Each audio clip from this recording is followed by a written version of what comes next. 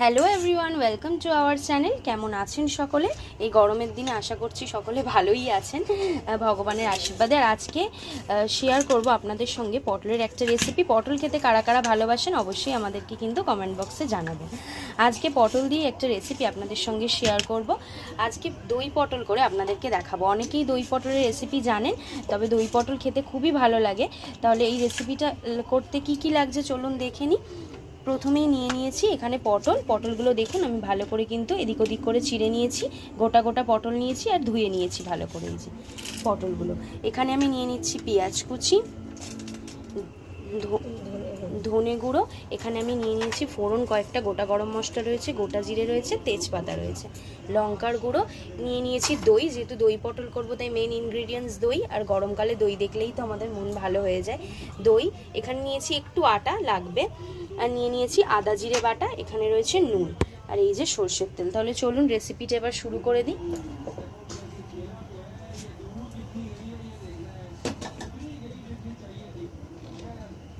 আচ্ছা, কড়াটায় আমি গ্যাসটা অন করে দিয়েছিলাম আর দিয়ে দিলাম একটু সর্ষের তেল।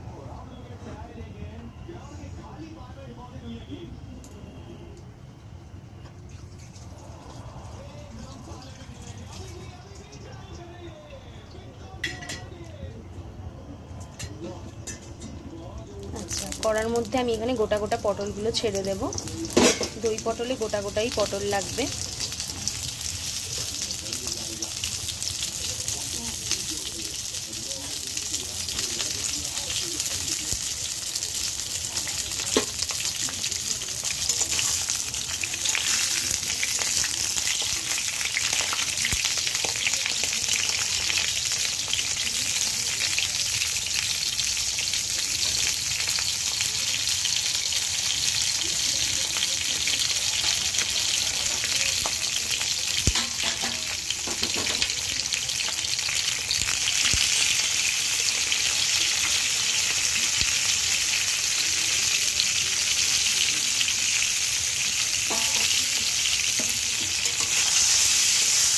পটলটা আমি দিয়ে দেওয়ার পর ওর মধ্যে সামান্য নুন আর হলুদ দিয়ে কিন্তু ভালো করে একটু নাড়ানাড়ি করে নিচ্ছি।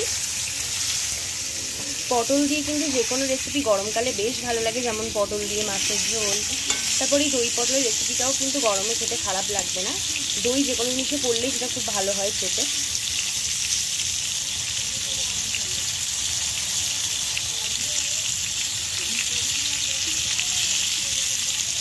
এখন আমি পটলটা একটুখানি হালকা হালকা করে ভেজে নেব। দই পটলের ক্ষেত্রে আমি যদি পটলগুলো এরকম সুন্দর লাল লাল করে একটুখানি হালকা হালকা করে ভেজে নিই তাহলে কিন্তু খুব ভালো হবে, মানে ভালো করেই ভাজতে হবে। তো সেই জন্য আমি পটলগুলোকে এখানে একটু লাল লাল করে কিন্তু ভেজে নিয়েছি, আর সবগুলো ভাজা কমপ্লিট, তাই তুলে নিচ্ছি।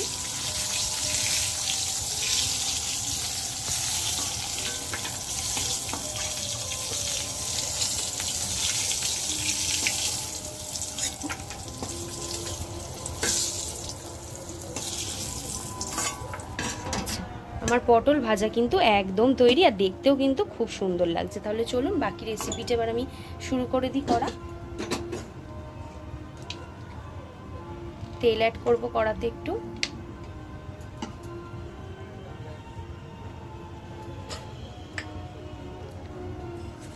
এরপর আমি ফোড়নগুলো দিয়ে দেবো, মানে তেজপাতা, গোটা গরম মশলা আর গোটা জিরে।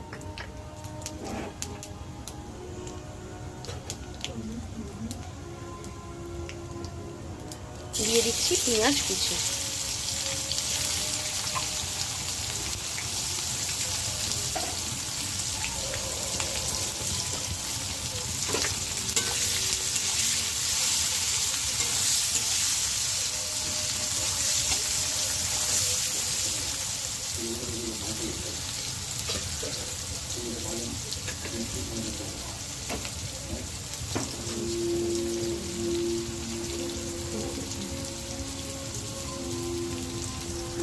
আচ্ছা, এখানে পেঁয়াজটা ভাজা হচ্ছে আর আমি এখানে একটু মশলাটা তৈরি করে নেব। এটা রয়েছে আদা জিরে বাটা, এর মধ্যে দিয়ে দিচ্ছি আমি নুন, পরিমাণ মতো নুন। মশলা সবসময় এরকম যদি আলাদা করে বাইন্ড করে নেন না তাহলে খুব ভালো হয়, ওই বাউন্সগুলো আর থাকবে না। হলুদ গুঁড়ো নিয়ে নিচ্ছি, লঙ্কার গুঁড়ো। আদা জিরে বাটার মধ্যে আমি লঙ্কার গুঁড়ো, হলুদ গুঁড়ো, নুন সব কিছু দিলাম। আর দিয়ে দিচ্ছি সামান্য একটু জল। এবার ভালো করে এটাকে মিক্স করে নিই। এদিকে আমার পেঁয়াজটা কিন্তু ভাজা ভাজা হচ্ছে।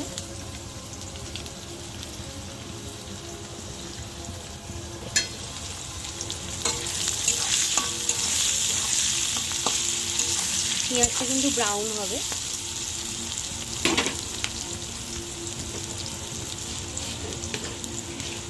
পেঁয়াজটা ব্রাউন হতে হতে আমি এর মধ্যে একটু চিনির দানা দিয়ে দিলাম। চিনি যে কোনো রান্নার ক্ষেত্রে কালারটা খুব সুন্দর করে ধরে রাখে, তাই যে কোনো রান্নায় আমরা চিনিটা ইউজ করি।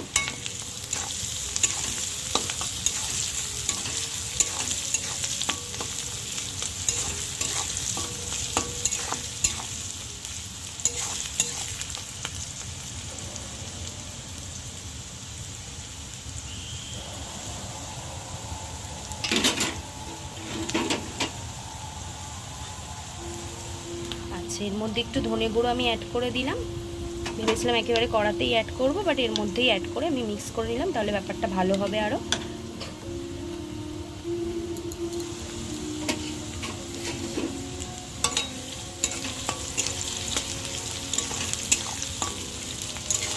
পেঁয়াজ কিন্তু ব্রাউন ব্রাউন হয়ে এসেছে।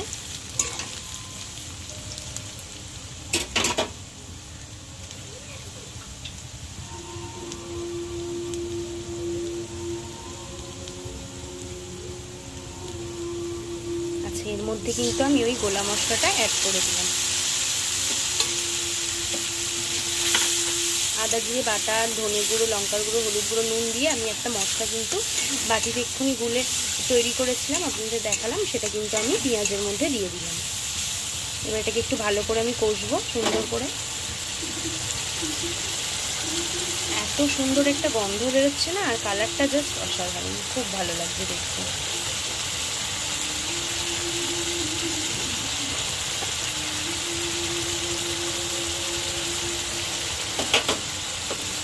কষা হবে।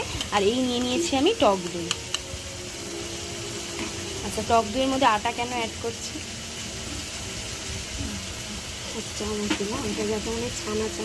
ও, এটাও কিন্তু একটা কিচেন টিপস বলতে পারেন, যে দই অনেক সময় ছানা ছানা কেটে যায় না, মানে বাউন্ড বাউন্ড হয়ে যেতে পারে।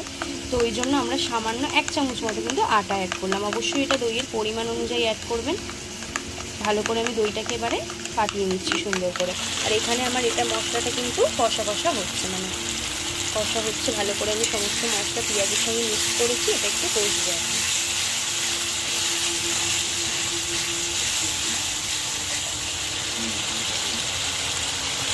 গন্ধটা কিন্তু জাস্ট বেরিয়েছে দারুণ, আর কালারটা দেখে তো আর বলার কোনো জায়গাই নেই যে অসাধারণ হয়েছে কালারটার।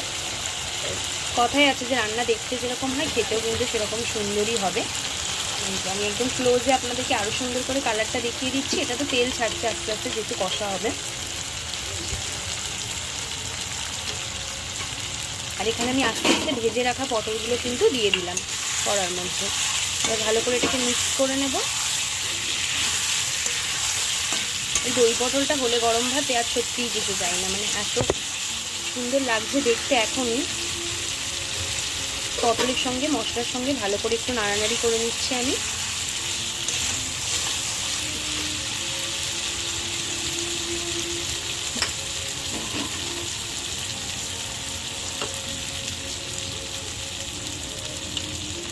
আচ্ছা, এবার আমি দইটা কিন্তু দিয়ে দিলাম।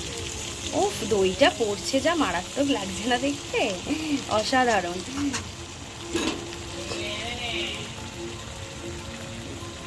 আচ্ছা, পটলের মধ্যে আমি কিন্তু দইটা ভালো করে দিয়ে দিলাম। অবশ্যই পটলের পরিমাণ বুঝে আপনারা দইটা অ্যাড করবেন।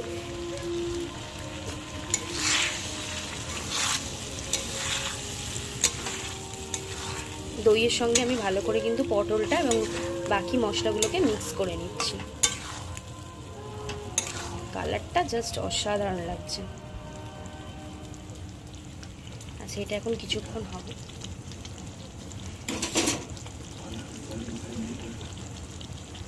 বেশিক্ষণ না, কিছুক্ষণের জন্য এটা এখন হবে। যেহেতু পটল আমার আগে থেকে ভাজাই, তো খুব বেশিক্ষণ সময় লাগে না রেসিপিটা করতে, খুব চটজলদি কিন্তু হয়ে যায়। বাড়িতে অবশ্যই সকলে কিন্তু ট্রাই করবেন।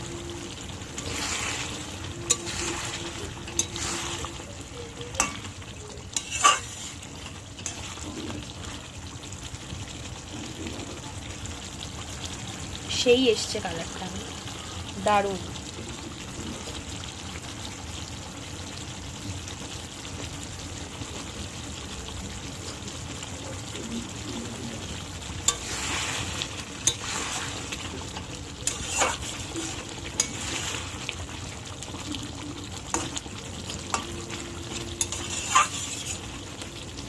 পটলটাকে আমি ভালো করে কিন্তু নেড়ে নিচ্ছি মাঝে মাঝে সুন্দর করে।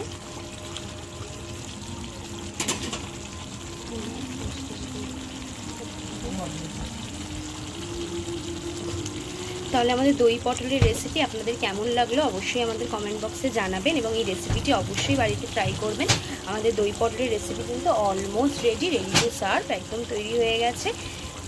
তাহলে খুব চটজলদি কিন্তু বাড়িতে একদম দই থাকলেই বানিয়ে ফেলা যাবে দই পটল। একটু কালারটা দেখিয়ে দিই কথা বলতে বলতে, খুব সুন্দর কিন্তু একটা কালার এসেছে, আর গন্ধটাও কিন্তু অসাধারণ বেরোচ্ছে। আর এরকম নতুন নতুন রেসিপি কিন্তু আপনারা প্রায়শই আমাদের চ্যানেলে দেখতে পাবেন, এবং তার সাথে আমাদের ফেসবুক পেজেও দেখতে পাবেন। তাই যারা এখন আমাদের ফেসবুক পেজকে ফলো এবং আমাদের চ্যানেলকে সাবস্ক্রাইব করেনি তারা কিন্তু অবশ্যই সাবস্ক্রাইব করে নেবেন। আমাদের আজকের রেসিপিটি কিন্তু একদম তৈরি হয়ে গেছে, গরম গরম তেল পটল। এই সরি, গরম গরম বলছি, দই পটল, তেল বলে বলে আমার অভ্যেস হয়ে গেছে, সরি বন্ধুরা। দই পটল প্রস্তুত হয়ে গেছে।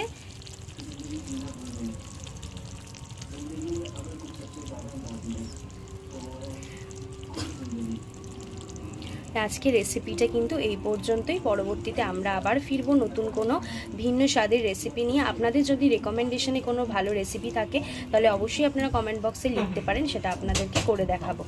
আজকের রেসিপিটি এই পর্যন্তই। পরবর্তীতে আবার দেখা হচ্ছে আমাদের চ্যানেলে একটি নতুন ভিডিও নিয়ে। নমস্কার।